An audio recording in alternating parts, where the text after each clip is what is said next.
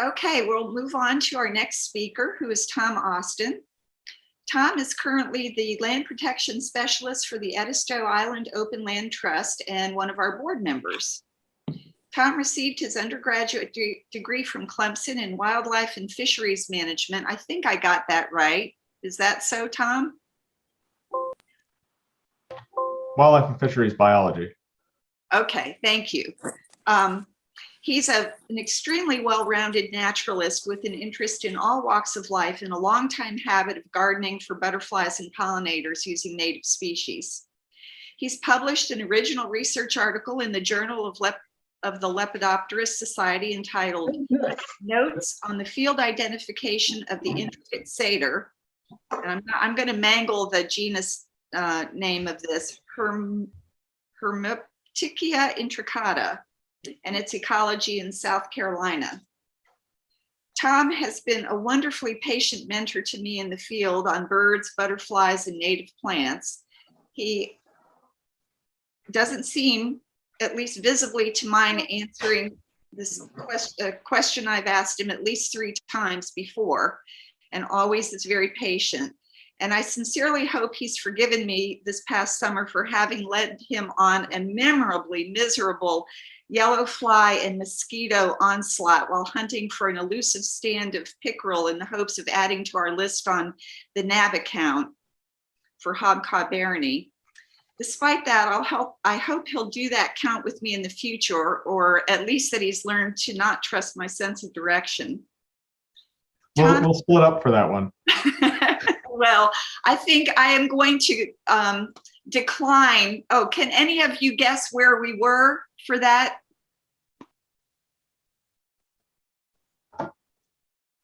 I can, but that's cheating.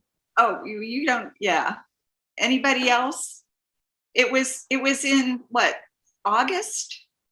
September? Yeah, well, it was Labor Day, so like Labor Day, yep. Tail end August.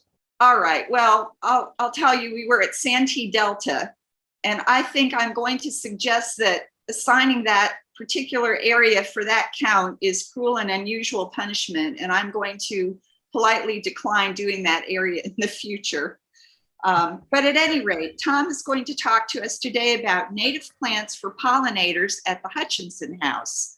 And I'm sure he's going to explain a little bit about the Hutchinson House, so I won't steal his thunder there. But this is a project that I'm happy to say was funded, at least in part, by a grant from CBS.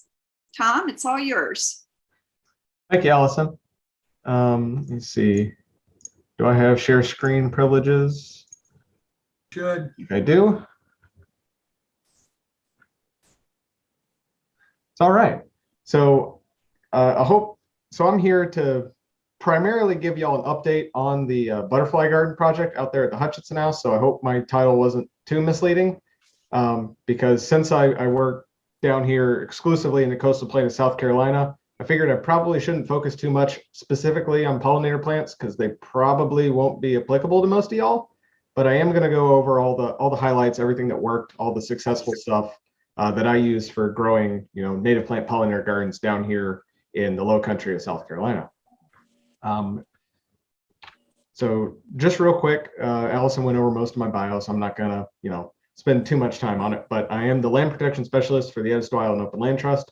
So we're a small 4-person nonprofit and I do all of the, GIS mapping work. I go out, monitor all the properties. I do all of the baseline due diligence work, environmental surveys, or not environmental surveys, ecological surveys for all of our new protected properties, and do basically all the technical work in the background. And I also mow grass and pull weeds. So that's how it ties into all of this. Oh. So just a quick update or a quick background on the Edisto Island Open Land Trust. We were founded in 1994 by some concerned residents on Edisto Island who feared that rapid commercial and industrial development was making its way towards the south end of Charleston County. Our mission is to preserve the rural quality of life on Edisto by protecting lands, waterways, scenic vistas, and heritage through conservation and education. We promote sustainable residential, commercial, and industrial development on the island and try and thwart and stop unsustainable development wherever we can. We have a kind of single-minded focus to put as much land under acreage as we can. And we also want to teach Edistonians about the value of conserving our natural resources and keeping traditional land uses and not wanting to change everything so rapidly that we throw the baby out with the bathwater. At the moment, we currently steward 4,108 acres of protected property on Edisto Island and in Megget. And just real quick, for everyone up in North Carolina who has no idea where I'm talking about, this is Edisto Island. We're just across St. Helens Sound from Beaufort and just south of Seabrook and Kiowa. So we're just right down there. We're about a 70 square mile sea island with a couple barrier islands on the front of it.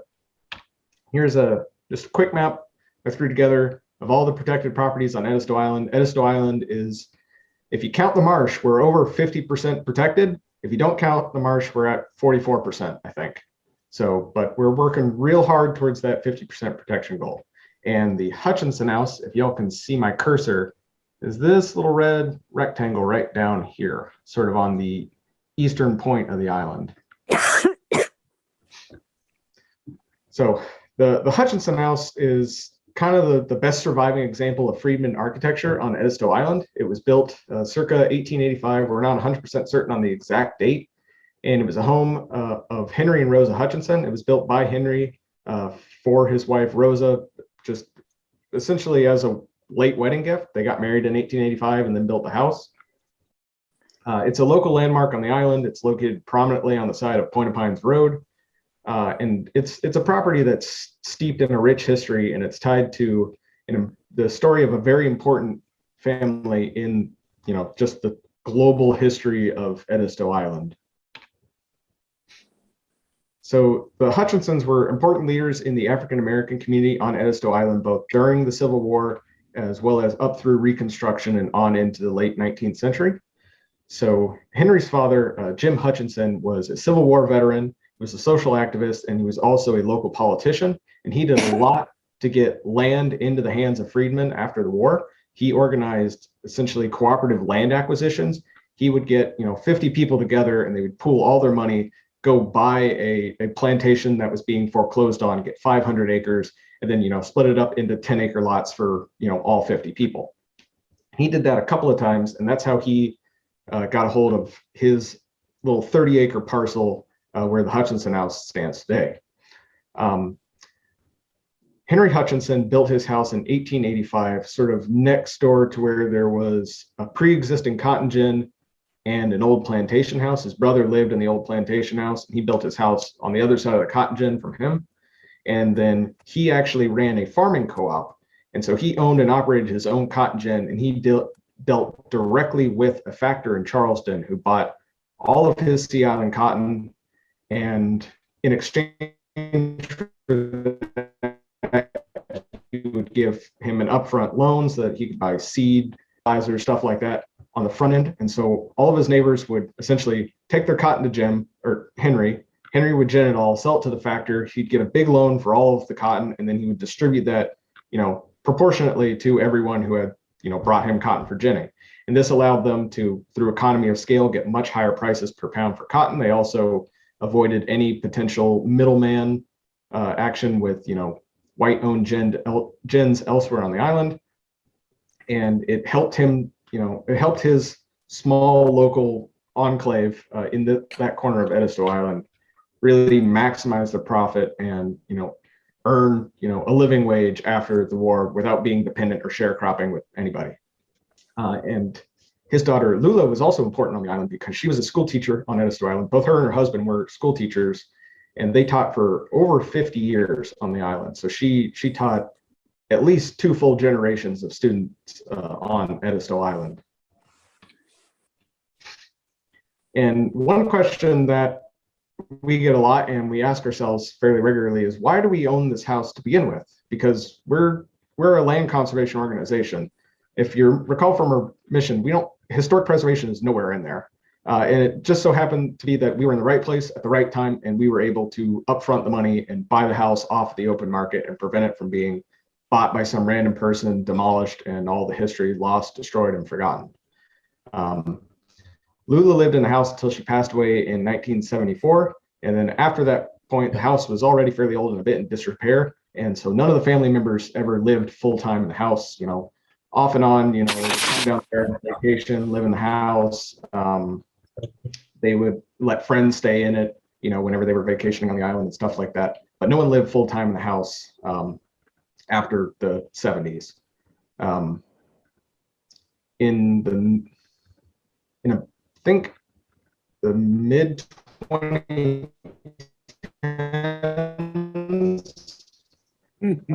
Lula's daughter passed away within a year, and it went to her brother. And he lived up in New York, and he didn't have the same familial attachment to the property, and he listed it on the open market. And that was in 2015. And we just happened to be in the right place at the right time. We were originally partnered with the Edisto Island Historic Preservation Society, but due to internal bureaucracy, they weren't able to actually put up any money towards the house. So we were able to go get a short-term $100,000 loan from the Coastal Community Fund, buy the property, and then fundraise, and then pay off the purchase a year later. And so we just happened to be in the right place at the right time. And so we stepped in to buy the property, put some protections on it, and just hold on to it to see if somebody else would want to do the restoration. But we ended up doing the restoration ourselves. And at the moment, you see the photo down there at the bottom, that's the current status of the house. We are halfway through the restoration. We've done all the stabilization and the initial skin, if you will, but we haven't touched the interior at all, and we have not put the original wraparound porches back onto the house. However, we just finished fundraising, and we now have all the money we need to do the major construction renovation to the house. So that just happened the end of last year. So we're going to be moving hard and fast on that. Hopefully within the next 2 years, it'll be done. So we are a land trust though. So we've got to work some kind of environmental education into it if we do indeed open this as a historical interpretive park. The Hutchinson House is a significant cultural project and landmark for the island. But again, our mission is not historic preservation.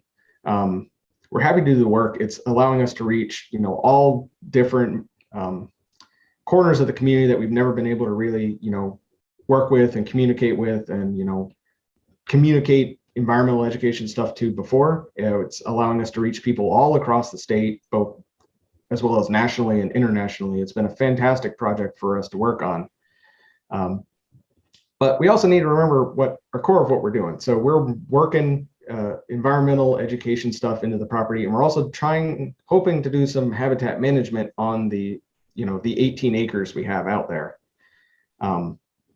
So what I'm here to do today is to give you an update on one of those small little facets of that, environmental interpretation that we're doing out there. And so just to orient y'all, this here is a map of the property. It's 18 acres, and everything you see here in yellow that I have highlighted are old field habitats. Most of the property is old fields as well as some young mixed forest. This was all fields up until the 90s, actively worked agricultural fields. So at the moment, there's just sort of some scraggly scrub and trees. There's a fair bit of Chinese privet out there too, and it needs some cleaning up, but the fields out there are actually in excellent shape. At the moment, we have some trails open to the public, so it is publicly accessible. If anyone finds themselves down there on the island, you can come out there, walk around the property, and come visit the garden I'm going to show you about here in a second. Additionally, before I forget, we have 2 parcels there. The first one we purchased ourselves through fundraising, donations and such. And the second we were able to purchase with Charleston County Greenbelt funding, and that allowed us to apply for a grant and just purchase the second parcel outright, which the same Hutchinson relative put up on the market. And we had a donor step forward and just buy the property outright, hold on to it. And then we were able to go get grant funding, come back, and then pay her back at cost and buy the property from her. So we didn't have to worry about that getting sold on the market either. The old field habitats that are out there on the property are kind of the standout feature ecologically about the whole property. I like to call them wildflower meadows. You can call them grasslands as well, but there's actually not that many grasses. The real technical habitat term is just old fields, and that's what they really truly are. But what makes them so nice out there at this property is that they are just dominated by perennial forbs that are just awesome pollinator plants. We have done nothing except bush hog it maybe 2 or 3 times, and the fields are just spectacular. It's almost entirely like late summer, early fall blooming species out there, but around, I think, mid-September to the beginning of October, it's just stunning out there.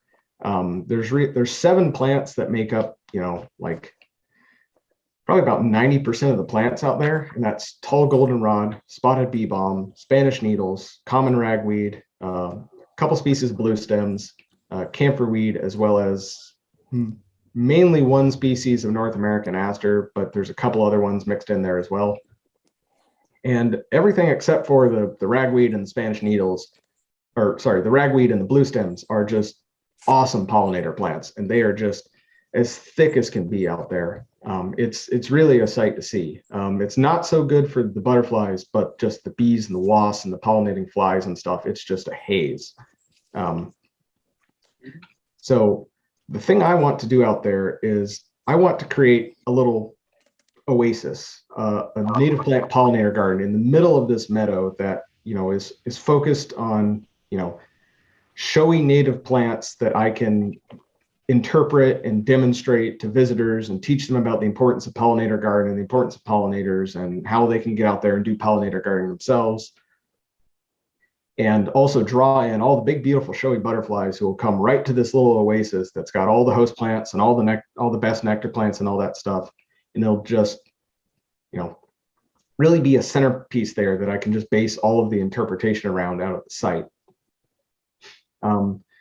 And the goal is to use mostly native plants, but I am also going to use some naturalized exotics that are kind of unique to Edisto Island, or just such great pollinator plants that it'd be a shame not to use them.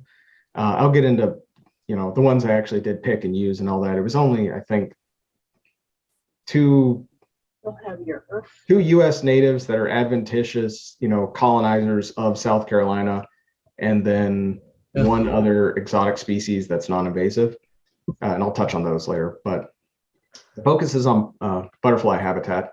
I want to get as many larval hosts in there as possible, but also provide, as many great nectar choices that bloom, throughout the year. Because as I said, the meadows are primarily like late summer, fall species that are blooming and providing nectar. So the more spring and midsummer species I can provide, the more butterflies I'm going to get coming in there, at different times of the year, and I'm going to have higher concentrations all throughout the year. But I also don't want to forget about, our native bees and wasps. So I've got a lot of plants that die and leave dry stems so that, minor bees and mason wasps and stuff like that have places to nest, as well as I also leave up all of the dead debris as long as possible into spring, so that there's a place for birds to come in and forage for seeds and hide and have cover, as well as mice and other, small mammal species to come in and utilize. And, also another thing with the way I garden is I try and make it as natural as possible. One, because I'm just really lazy and I don't like to spend all the time cleaning up the place. And two, because if you emulate a natural setting, you're going to have more natural wildlife. It's just a fact. If I spend all this time cleaning it up and mulching and all this stuff, I'm not going to have the same amounts of cover. I'm not going to have the places for, minor bees and stuff like that to nest. I'm not going to have, birds and mice and other things coming in there. And I'm also going to get more weeds coming up, earlier in the season because they get light sooner, they get warmer sooner, and all that stuff. But primarily, I'm just lazy. And so this garden was funded primarily by the Carolina Butterfly Society. I got a $600 grant, and that grant paid for all the materials, all the irrigation, all of the, growing media, all of that stuff. And then I also got a $400 grant from the Low Country chapter of the South Carolina Native Plant Society. My original plan was to wheel and deal and work all my connections and network and get as many plants and divisions and seeds for free as I possibly could. And then COVID happened, so I couldn't do any of that. So I went out and got a secondary complimentary grant from the Low Country Native Plant Society. They got me $400, and that paid for all of my plants and seeds that I couldn't steal from my neighbors, by myself for free. And also the Edisto Island Open Land Trust funded it as well because they pay my salary and they let me do it. So, they're also a major supporter of the project. The general construction of the garden is 16 4 16-foot long, 4-foot wide raised beds They're up to 9 inches tall. I didn't fill them, that deep with growing media.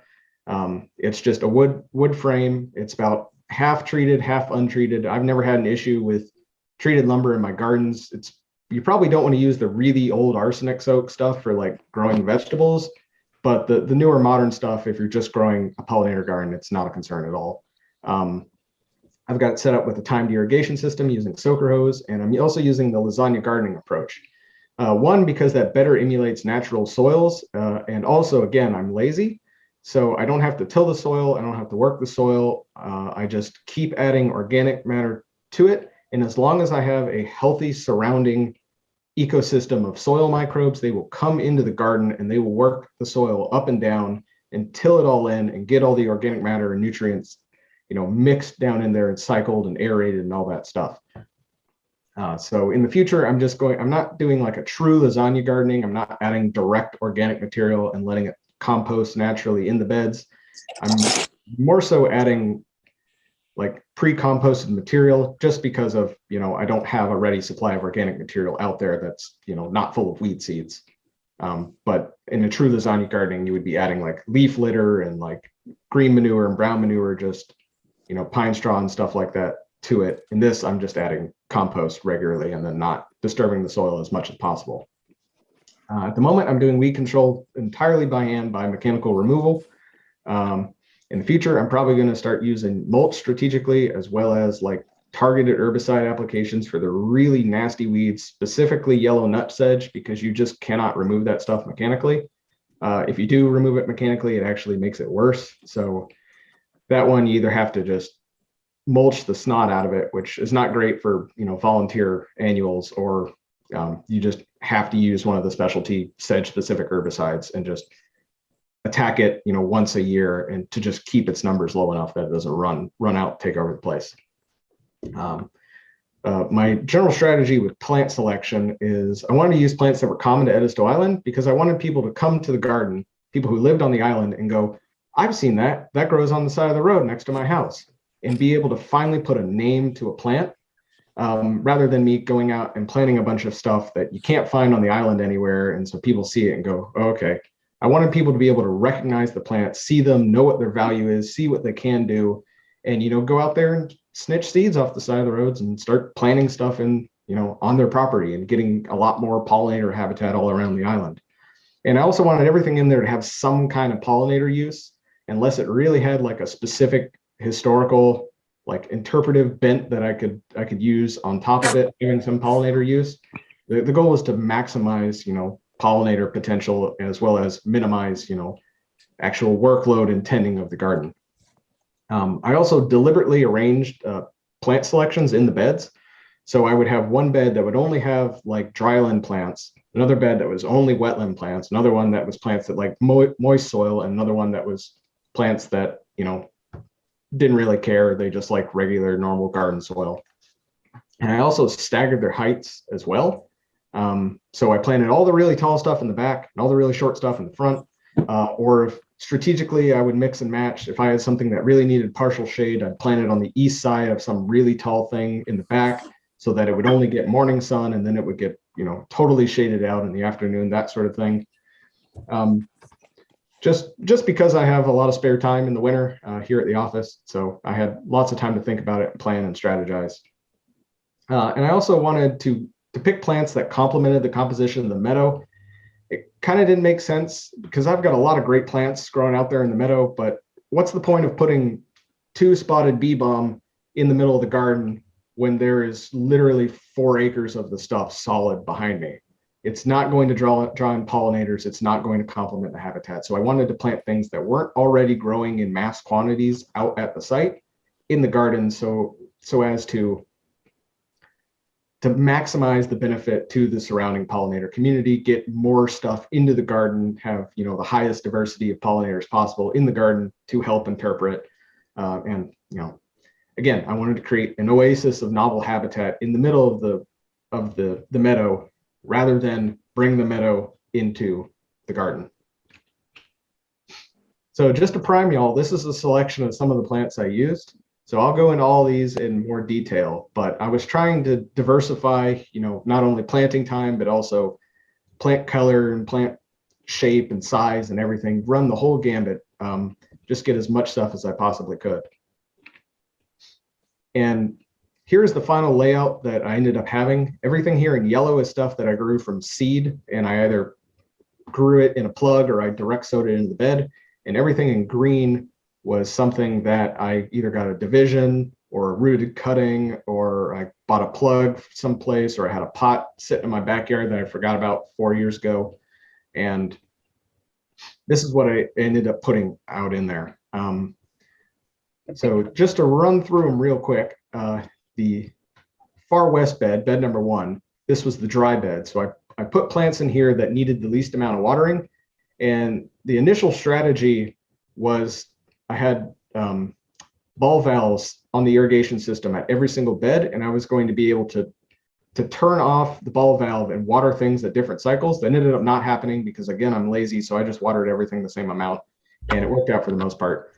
But in the future, I might be able to get like multiple automatic irrigation timers and put them in line in the irrigation system and be able to get different irrigation regimes on different beds at different times of year and all that stuff. But I just didn't get to that point of complexity this year.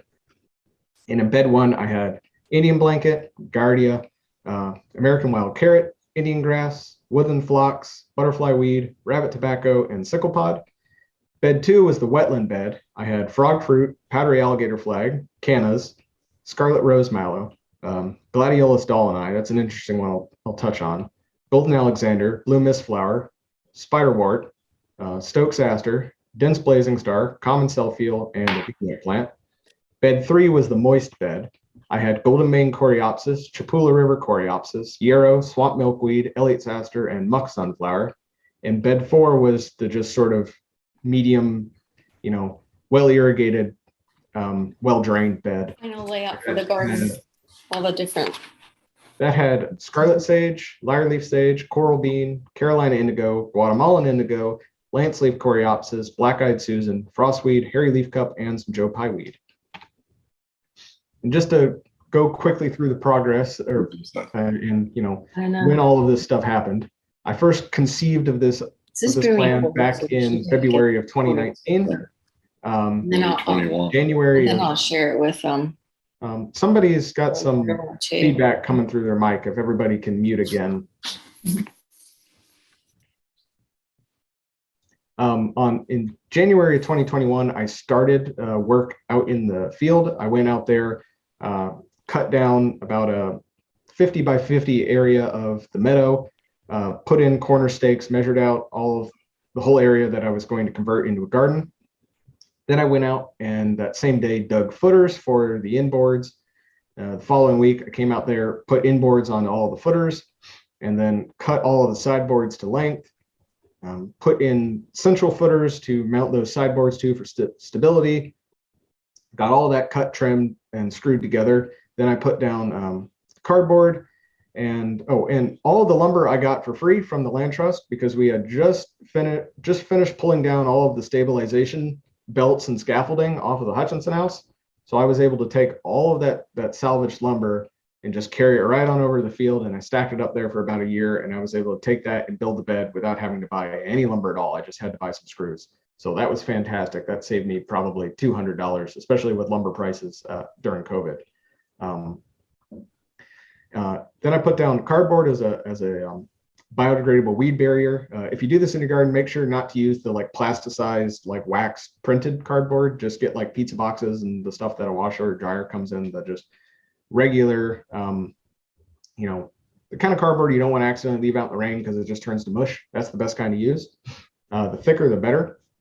And I put that down underneath all the beds. And then All Seasons Landscaping Supplies from Johns Island came and delivered compost. I bought 5 yards of their high quality mushroom compost, and I think they brought me 8, which was awesome. I ended up putting about 4 or 5 inches thick of compost in every single bed. And then I took another yard home back to my house and filled up all of my pots. It was awesome. Got that all spread. I had a couple of volunteers showed up. We knocked it out in about 30 minutes. Then I put down just some regular 10-10-10 fertilizer in February. And then I also put down some calcium sulfate in the form of dental mold castings. That's the upside of having a mom who works for an orthodontist office. I get all the plaster of Paris I could ever want. It's a great slow release calcium and sulfur soil amendment. It's also pH neutral, so it's not going to mess with your pH, although I would, with the acidic soils, I would like it to be somewhat alkaline, but it's free. So I use that pretty much all my gardens. Down here in the coastal plain, we're usually sulfur limited in some capacity, so it always adds just a nice boost at the start till the plants can get their roots established and get down into the subsoil and actually be able to pull up, sulfates.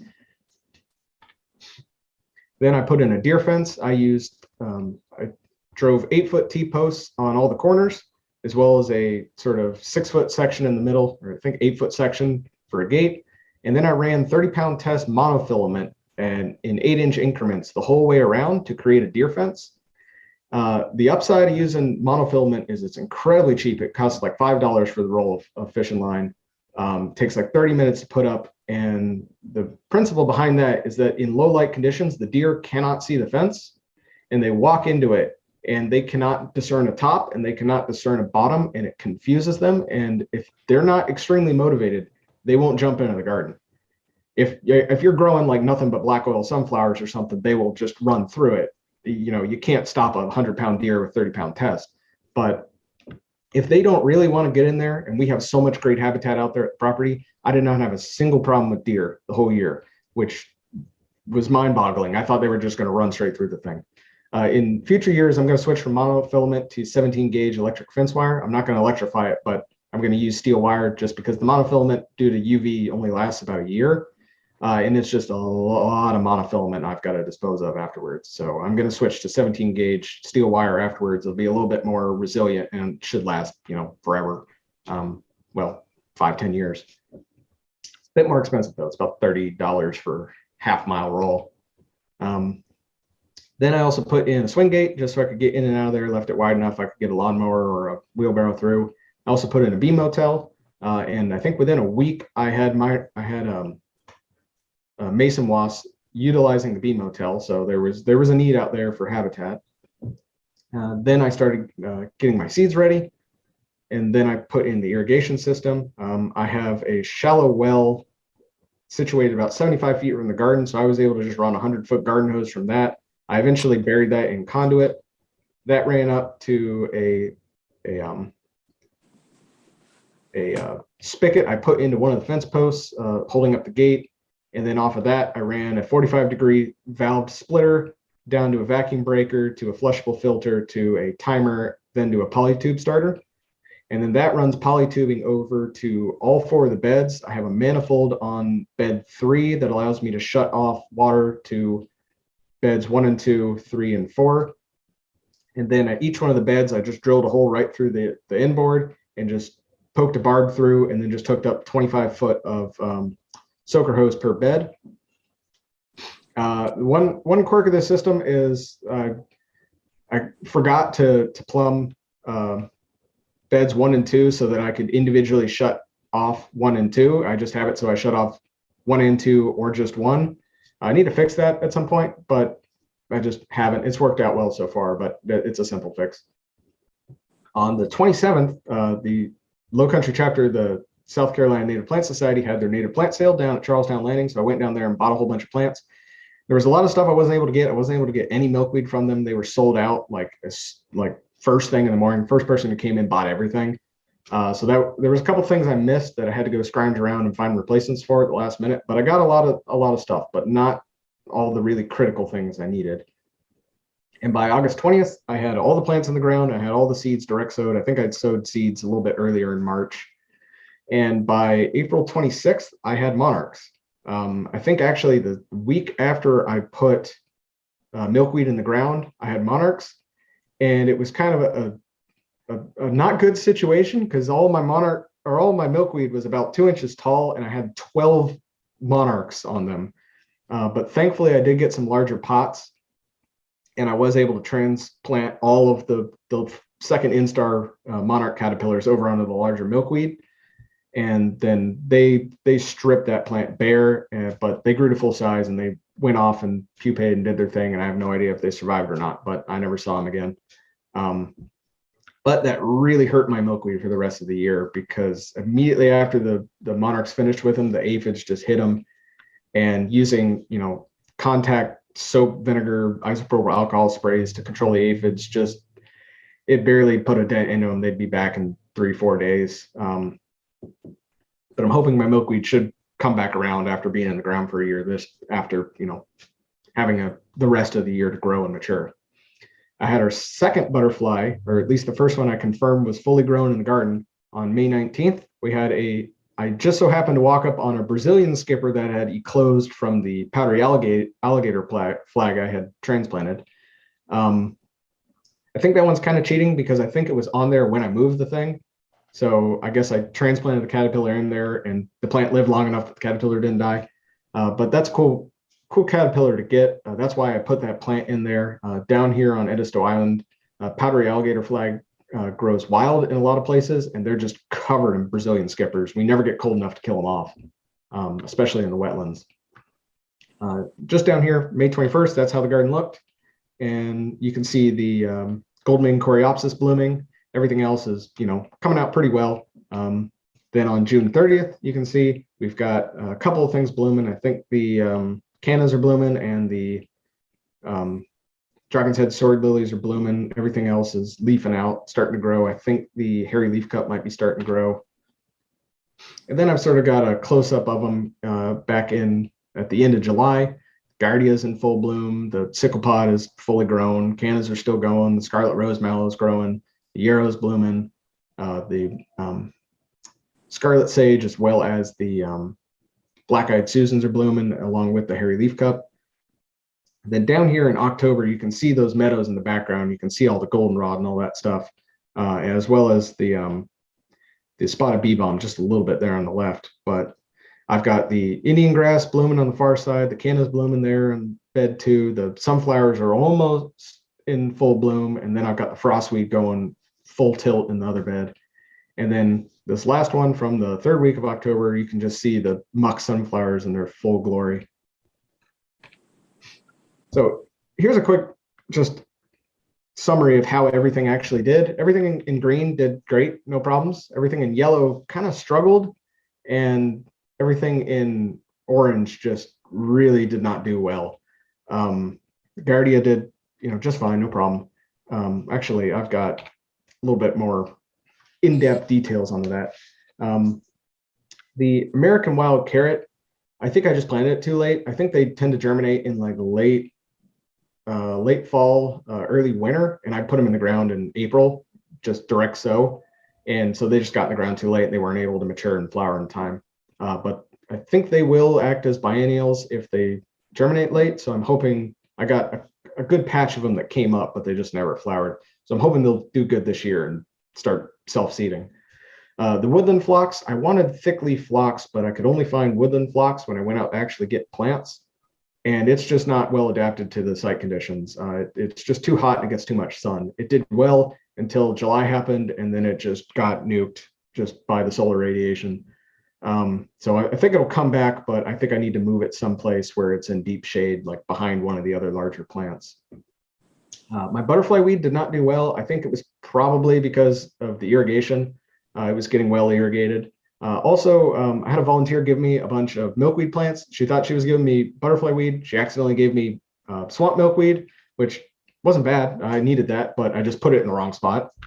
So I really only had one butterfly weed come up, and it did pretty well. It got about 18 inches tall, and then it just croaked. So I think it just ended up getting too much water. And I also have had really horrible luck getting butterfly weed seeds to start. I don't know what I'm doing wrong. I'm gonna have to ask Dennis about that, I guess. But I've maybe only had 3 plants ever come up for me out of like 200 seeds I've planted, and I don't know what it is that I'm doing wrong. I've tried all different kinds of soils and substrates and water regimes and whatnot. And then when they do come up, the monarchs find them instantly and kill them. So I think I just need to get a greenhouse, I guess. The frog fruit I got surprisingly had really low vigor. Like I've always said that you can't kill frog fruit. It'll grow on asphalt. It'll grow on your roof if you let it. But for some reason, I had one of mine croak, and I don't know what that was about. And it took the plants months to finally get started. I think they just need time to establish. I think they just needed to be hardened off, and they didn't quite get hardened correctly. But they turned around by the fall, so I'm hoping they'll do well this year. The powdery alligator flag just didn't do it. Its soil wasn't wet enough. Without me going in and modifying the substrate, putting in a pond liner or something, I don't think I'm ever going to be able to grow it. I kind of expected that, but I was taking a shot in the dark. I got the stuff for free. So that one grows in basically soupy soil. So that I knew that probably wasn't going to work. The scarlet rose mallow, that was sort of just a random shot in the dark. I got the plants for free, so I put them in. They're mostly native. I think they didn't get very tall. They only got about 3 foot tall and put out one flower. I think they just need more time to establish and build up the root system. I think they were a little root bound when they got planted.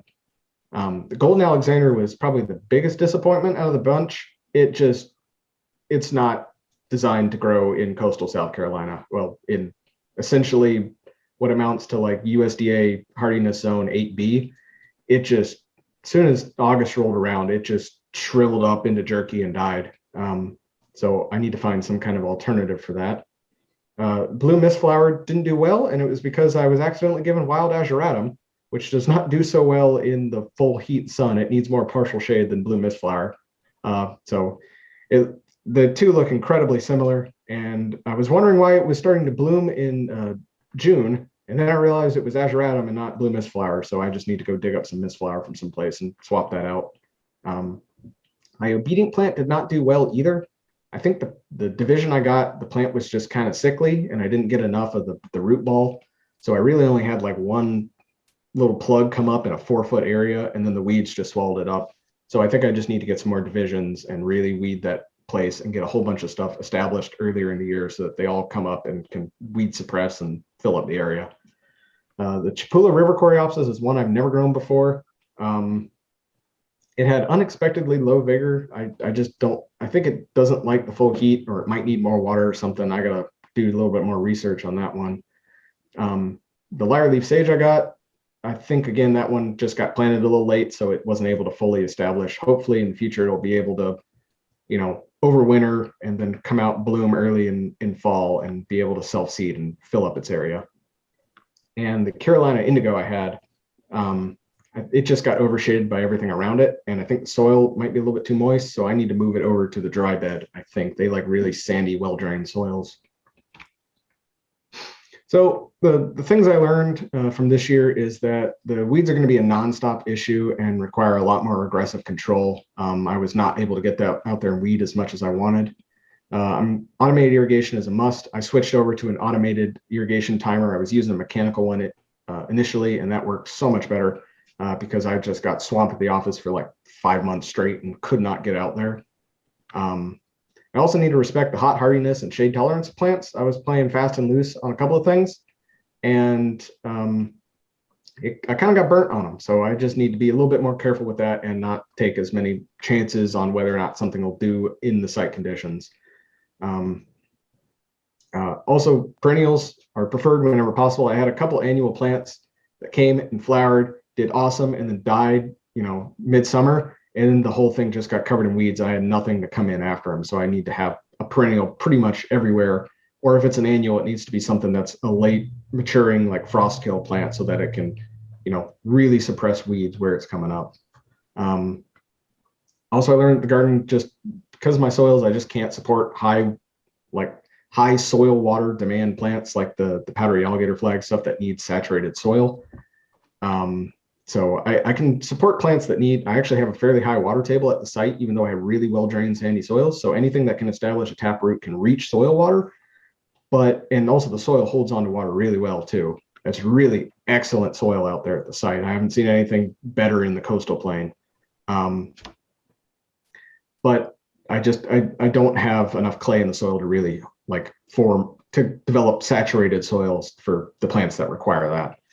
And I also learned that I should never start a garden in the middle of a field without at least putting down some kind of pre-emergent like a couple months ahead of time, because I was having just weeds come up like crazy through the cardboard and through 6 inches of compost So I just need to get something down just to suppress, like, initially starting a garden, to use some kind of pre-emergent. It's worth the cost of investment. Specifically only for raised beds, though. You don't want to use that when you're tilling the soil, because then if you're direct sowing, your plants won't come up unless you wait a long time. And then by that time, the weeds will come up anyway. The plans for 2022 are to put down some fabric in the alleys, as well as get some cypress mulch to put down in between all of the beds, as well as just about an inch layer on top of the beds for a little bit of weed control, as well as to keep water into the actual soil media, because I'm losing like the top inch of compost because it's drying out. So I need to get some mulch on top of it just to, help lock the water in by keeping the sun off.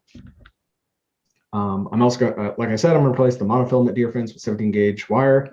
I'm going to develop and install some signage out there for, visitors to look at, interpretive signage, as well as, grant signifying signage, because I don't have anything out there for saying what the thing even is or who funded it or what.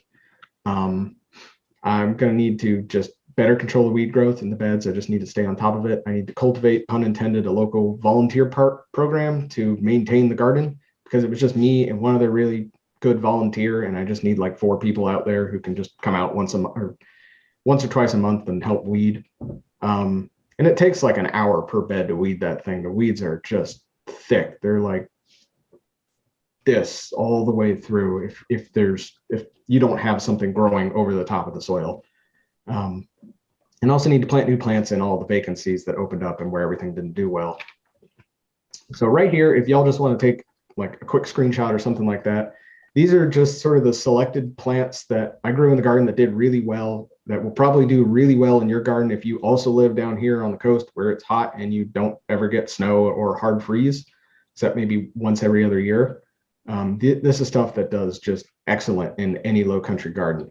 A lot of this stuff is weedy, so if you like really nice, neat, maintained gardens and you don't want things that spread, don't take any advice from me, because I recommend the most aggressive spready plants possible, because they will just outcompete weeds. You can plant them anywhere and they're just no mess, no fuss. They'll just grow on their own in the worst possible conditions with no TLC. That's kind of my MO whenever I make a garden, is to just make it, to create not a garden, but a pocket of habitat for a specific plant, so that it can come up and just sort of subsist perpetually with only a little bit of weeding and maybe a little bit of like compost or fertilizer every couple of years. I'm going to go through just each of the plants real quick. I know I'm running out of time, so I'm going to be as fast as I can. Indian blanket is one that I put in any garden. It'll grow practically anywhere, super drought tolerant. It blooms year round down here on Edisto. It never dies. Some of it's an annual, some of it's a biennial, some of it's a perennial. It blooms literally year round. It never stops. It's got a beautiful red 1.25 inch flower. It's not the best nectar plant, honestly. I see very few things on it, but some stuff does use it. It's also a good volunteer too. So if you've got some barren place where nothing really grows, you can usually put Gardia there and it'll just sort of fill out the area, and it looks nice. It's a good space filler. It doesn't get big. It doesn't really crowd anything out. American wild carrot. This is native to the South Carolina and the North Carolina coast. It's a biennial to an annual. It's about 18 inches tall, flowers in spring. It's got umbel, little tiny white flowers. Prefers loose, sandy soil, tolerates drought really well, and it's a host plant for the black swallowtail. It's one of the few like native plants I can get down here on the extreme coast that is a black swallowtail native or host plant, and is also a native plant. There's a lot of like, herbs and vegetables and stuff like that I can grow for black swallowtails, but there's very few things that are native that will grow on my sort of well-drained sandy soils that'll host a black swallowtail. There's some stuff that you can get like wetland plants, but they're just not a good candidate for my site. Butterfly weed. I'm not going to talk too much about that because Dennis already talked about it in much more detail than I did. But it grows on dry sandy soils. It's extremely drought tolerant. It's a host plant for monarchs. It is an absolutely fantastic nectar plant. Just if you can grow it, grow it. Rabbit tobacco. This is a sort of just a weedy field plant that's native to all of South Carolina, North Carolina. It's an annual, but it germinates in fall and overwinters, and then blooms in late summer and then dies. So it's kind of got a weird life cycle.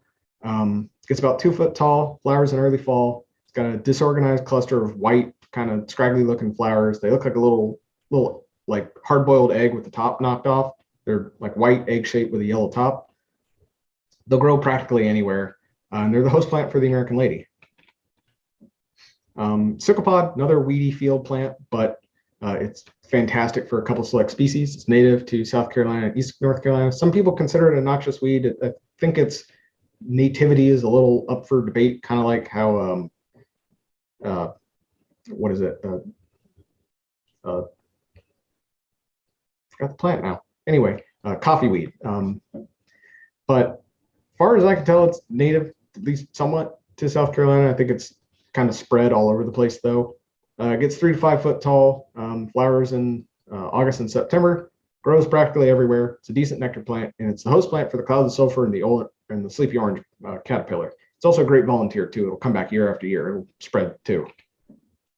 Frog fruit, it's a great plant. It's actually a lawn alternative. If you've got a moist lawn somewhere, you can replace your grass with this. Well, good luck getting rid of the grass, but you can mix this into your lawn and actually have, a forb growing in your yard that is a fantastic pollinator plant. It's perennial, ground cover, flowers in the spring and summer. It's got a tiny spike of pinkish white flowers, grows practically everywhere. It will tolerate salt too. It's a great nectar plant, especially for small like bees or honeybees, small wasps, tiny butterflies, skippers and stuff. They love this stuff. And it's also the host plant for the Phaon crescent and the white peacock, although we don't really have any hosting white peacocks here. Powdery alligator flag. This one is a rare native to the South Carolina coast. Interestingly, it grows in several places all around Edisto Island. It's one of the few like nucleuses in the state that I'm aware of where this stuff grows wild. It's perennial, gets up to about 6 foot tall. It looks a lot like a canna. Flowers in spring and summer. It's got these long, powdery, white, bluish, purple stalks with little 3/4, half-inch magenta flowers on it that mature into these sort of hard nutlets. It's a really interesting plant, but it needs saturated soils. It'll grow on a pond edge. It'll grow in the bottom of a swale. It'll grow in a swamp. It's an okay nectar plant. It's not the best for the size. It doesn't put out a lot of nectar. And it's also the host plant for the Brazilian skipper. Dragon's head sword lily is an interesting one. This is not a native. This is a naturalized exotic that's found extensively on Edisto Island and in Megget. It's a perennial plant. It gets about 3 foot tall. Flowers in May. It's got a tall spike of 1.5 inch flowers that are just this bright, fiery orange and yellow variegation, or I guess more brindling. It'll grow literally anywhere. It only blooms on wet soils, but you can find it growing on top of sand hills. You can find it growing on the edges of swamps, find it growing in ditches, on the highway edge, in swales, anywhere. It'll grow anywhere. It spreads too, but it's kind of like Narcissus. It's not invasive. It doesn't really displace anything. It's got a very small footprint. It just sort of pops up. It's got a little tiny fan and a little flower stalk, and it lasts about through late summer and then dies back. And you can use it to fill in places all around your garden. It's a decent nectar plant. It's better for hummingbirds than really anything else, that and big butterflies.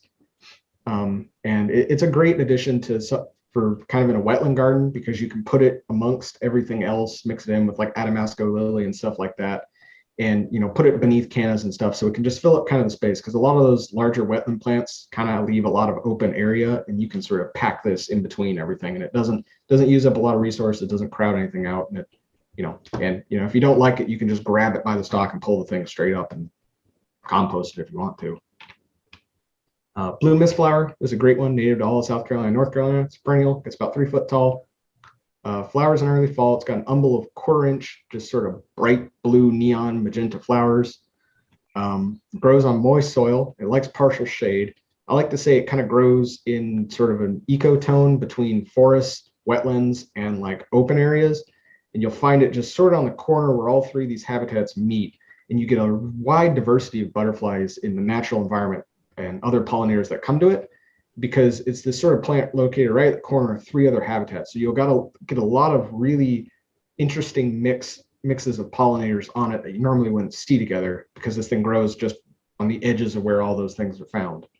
It's also, it's a great nectar plant too. Obedient plant, that's another good one, native throughout South Carolina and North Carolina. It's perennial, it's about 2.5 foot tall.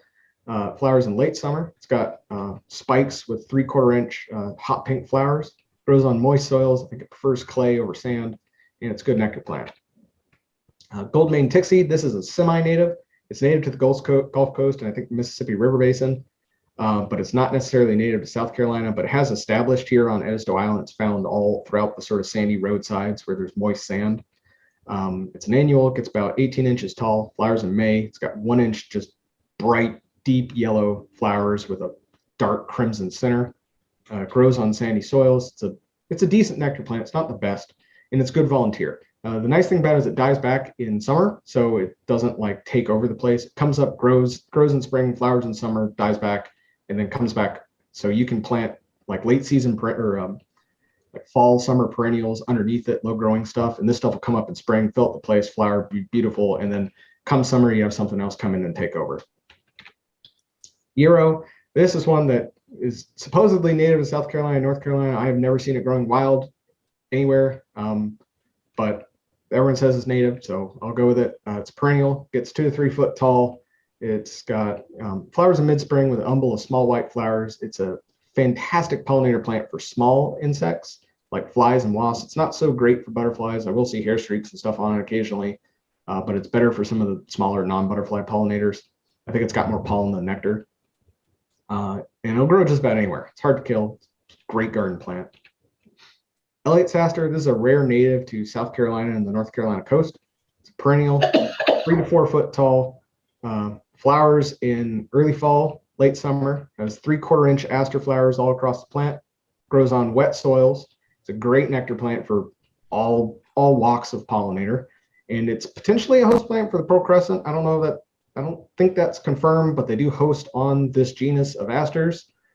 So it's possible that they use it, but I don't seem to notice increased numbers of pearl crescents where I find this instead of with like some other Symphyotrichum species that wherever you see those, there's always an increase in pearl crescents. So I don't know if they host on this or not, but they could potentially.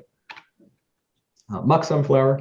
This is my all-time favorite, the thing I recommend for every garden down here in the Charleston area.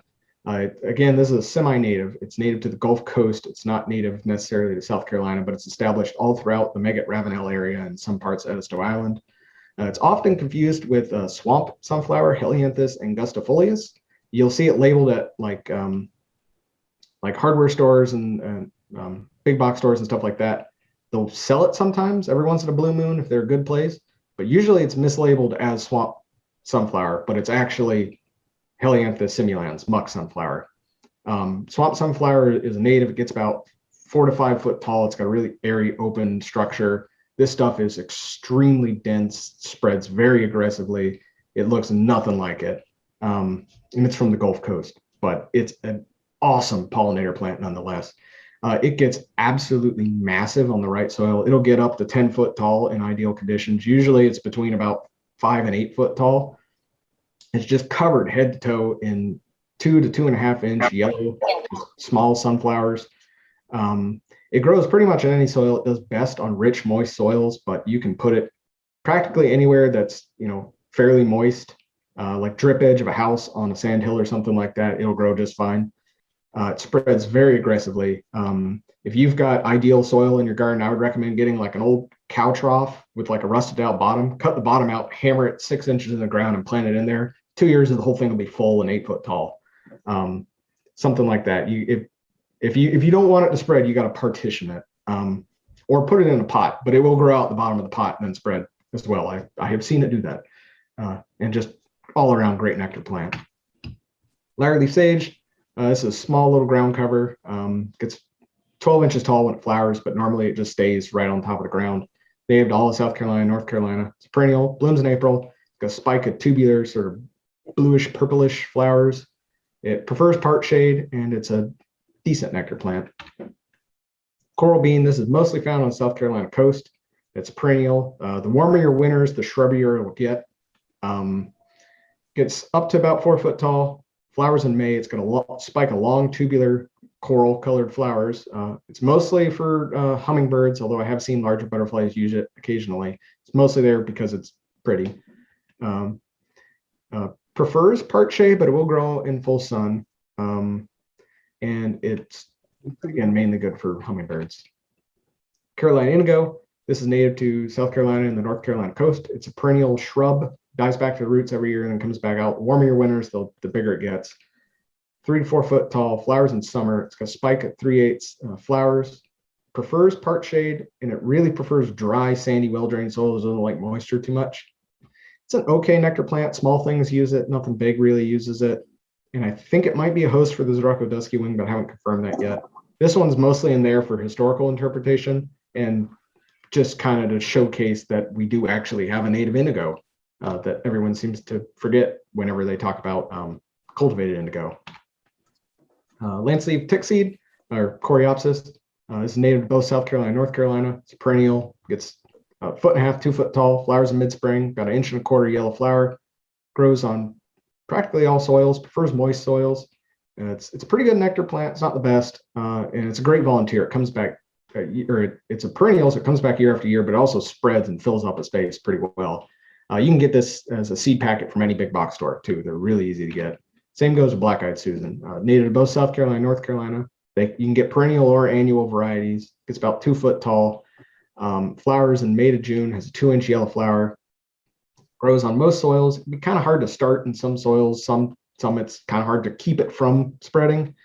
It's a decent nectar plant. It seems to be hit or miss with certain species. Some stuff uses it, some stuff just will not touch it. I don't know what that's about. It's a good volunteer too. Frostweed, this is another fantastic one I recommend. It's kind of a weedy plant. It's native to South Carolina and a couple small isolated spots in North Carolina. It's perennial. It gets 4 to 6 foot tall. Flowers in late September to October. It's got an umbel of little 1/2 inch disorganized flowers with kind of erratic shapes and petal numbers. It grows best in slight partial shade. If it gets morning sun, it does best, like on a tree line. And it's just an all-around fantastic nectar plant for everything. Hairy leaf cup, it's another good one, native to all of South Carolina, North Carolina. It's perennial, gets 4 to 5 foot tall. It's got a big bushy growth form. It'll grow into like a lantana size, like a big lantana size bush if you let it.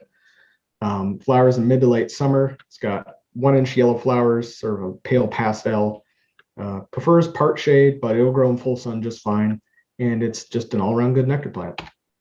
And just real quick, here are some of the other great plants that you can use in the coastal plain in your gardens. I've got sort of native-ish ornamentals, stuff that's not invasive, but it's kind of iffy whether it's native or not, or at the very least, you can get like sort of ornamental varieties, stuff like the blazing stars and the spiderwort. Spiderworts are native, but you can get very ornamental varieties from practically any big box store if you look hard enough. So you have a lot of options there. You don't just have to go get the wild type stuff like with the other things I was showcasing. And also some other plants that are found wild at the Hutchinson house that are great nectar plants for certain uses and areas, but that I didn't put in the garden because I've got acres of the stuff, so it's just redundant. Just real quick, lantana, absolutely unparalleled nectar source down here where I live. It is preferred above practically everything, except for maybe zinnias and some of the other native plants that I have just in the brief period where they're blooming, but it blooms year round. It blooms in the winter until we get a really hard frost. It's just great for everything, but it can spread on sort of pasture lands. I think it's native to Mexico. It's native to North America, but not to South Carolina by any means. Seems to really only spread in where I've seen it on sort of like dry pasture land. Not that major of a concern. It's a great thing to use in like a residential area. Golden canna, that's one I used in the garden. I didn't have an individual slide for that because I didn't have a photo of it, so it's here. Canna flaccida, golden canna, is native to South Carolina to some degree. It's a host plant for the Brazilian skipper. It's really hardy, grows anywhere. Stokes aster, that's another one. Not the best nectar plant, but it's hardy, spreads well, it's small, it's compact, you can put it around things. You can get it at any big box store. Blazing stars, you have a lot to choose from. You can go out and get wild types, dig up bulbs or get seeds, or you can go get like ornamental, larger, showier varieties. It's a great nectar plant. It's got a really small footprint, doesn't take up a lot of space. Ohio spiderwort, not a very good nectar plant, but it's got a tiny footprint and you just can't kill the stuff. You can use it to fill in gaps, edge stuff, add some variety to a garden. For the natives, spotted bee balm, awesome, awesome pollinator plant. It's not the best for some of our butterflies. I think smaller butterflies like it a lot, but bees and wasps just absolutely adore the stuff. Grows like crazy, spreads really well. It's a perennial, volunteers. It's really weedy looking, but if you don't mind that, it's awesome. Camphorweed. This is a really hardy, drought tolerant plant. It grows like on the beachfront in the dune system. You tolerates drought like you wouldn't believe. It's not the greatest nectar plant, but it does produce nectar in good soil. So it's a good addition if you're trying to do like a xeriscape burn or something like that. Tall goldenrod. This is one if you're just kind of doing like a habitat area. I wouldn't recommend putting it in your garden because it spreads even worse than the muck sunflower. It's huge. It's a great nectar plant, but it just grows like crazy. You can't, once it gets started, you can't get rid of it pretty much. It's kind of a cornerstone habitat species. It will just create wildlife habitat wherever you put it, whether you want it to or not. Purple passion flower, that should be in everybody's butterfly garden. I don't have it in mine because it's actually growing wild all over the meadow. So I might bring it into the garden and put it up on the fence once I get a permanent fence or something like that. But I just didn't really see a reason to put it in the actual beds itself, just because it's growing wild all over the place. And old field aster is one that people often overlook. I actually have the wrong scientific name on there. That's supposed to be Symphytrichum demosum, not pilosum. Pilosum is another one that's great, but it doesn't really grow that common out here in really sunny areas. I meant to put demosum there, but that's what the photo is.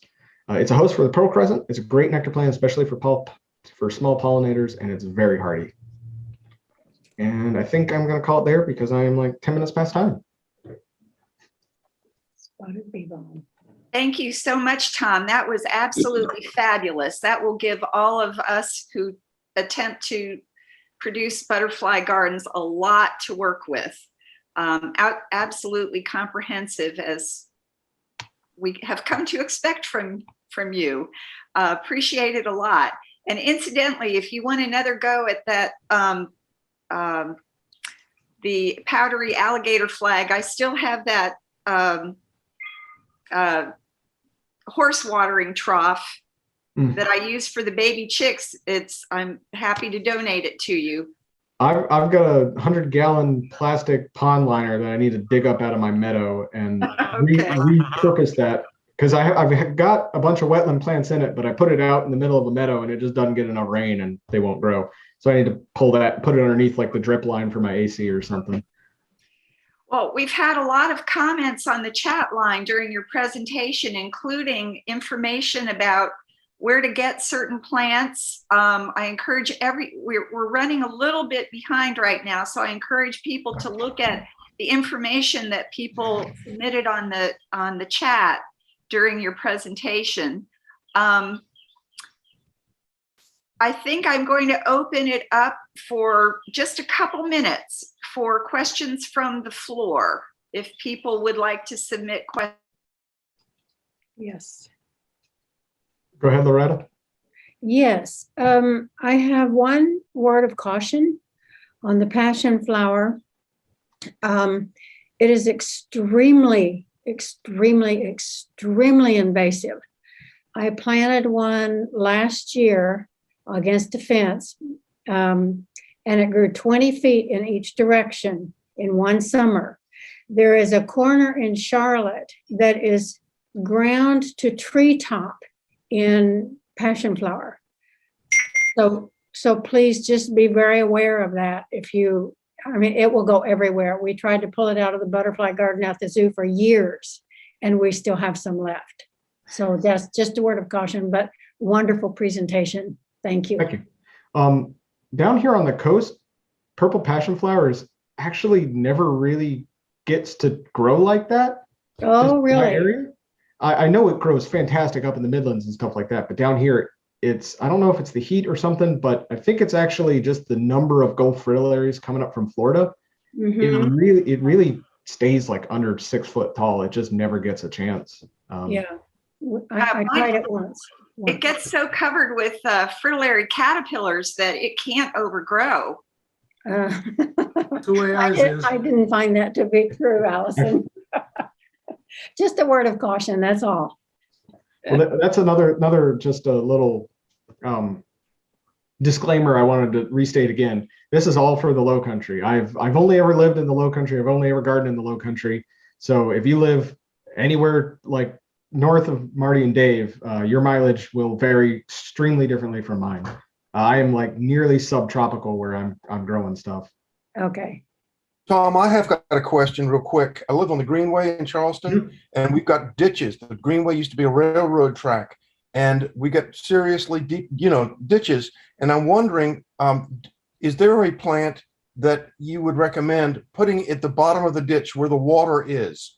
You're constantly getting water, and nobody ever tends to it. So it'd be something that you'd plant and just leave and walk away. Anything come to mind? The first thing that comes to my mind is pickerelweed. There's a ditch next to the food line by the Ravenel, about 20 miles that way, that is just full of pickerelweed, and they mow the stuff every year and it just keeps coming back. If it's not like 100% full of water all the time, like if it just floods and comes back down kind of every couple of months or something like that, I think pickerelweed would be an awesome option for that. Does anything else come to mind? Well, if you've got standing water and really mucky soil, the powdery alligator fly would also work, as well as what if it is not always wet? I mean, like it's wet on occasion. When it rains, it's really wet and stays wet for a day, but it's just the bottom of a ditch and it's not that wet. Well, in that case, there's some stuff I know I'm not thinking of, but I know golden cannas will do excellent in that sort of situation, but they're not the best all around plant. They're really only great for like really large butterflies and Brazilian skippers specifically. And they're also kind of iffy nativeness. If you get some really ornamental ones, they just will take over the place. I'd like to just throw out, I'm in Charleston, and if people are interested, you come to Charleston. I'm not a salesperson, but I go to Sea Island Savory Herbs, which is on Johns Island.